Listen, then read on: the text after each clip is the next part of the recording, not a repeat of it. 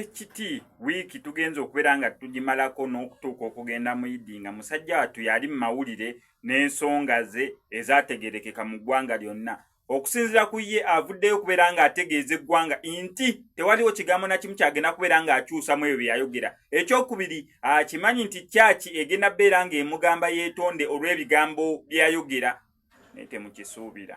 Bino si bigambo byange. Sheikh Kiti avuddeyo tegeeza eggwanga nti akimanyi bulungi nnyo nti kyaki egenda kuvaayo emugambe weetonde ku ebyo ayogera ku nsonga z'ennamugongo. Ategeezezza eggwanga nti ekyo olaba nti bagambe temunnaba nakukirowoozaako kati n'omunnakirowoozaako sigenda beera nga mmenyawo bye nayogera byebyo ngenda yimirira ku kigambo kyange. N'ekyokubiri agambye buli kigambo kye nayogera kituufu okusinza ku Sheikh Kiti.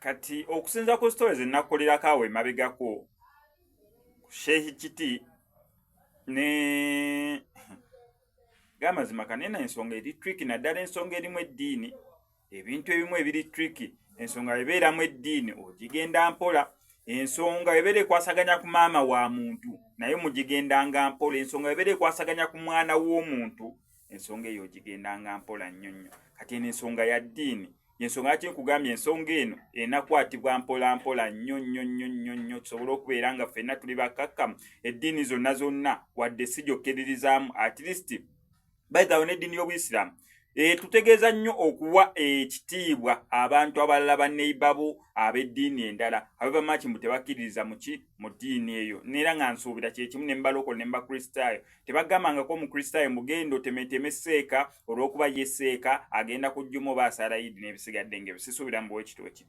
kikugamba kwagala neibawo oba musiraamu oba si musiraamu mwagale. Ate nze ng'omuntu ekintu kye nsinga okubeera nga nzikirizaamu kwe kulivinga exemplary life naddala ku nsonga y'eddiini. Njagala omulokole neeyisizeeko bulungi nnyo nange mpulirenga obulungi obwo obunsusseeko nange ndokoke.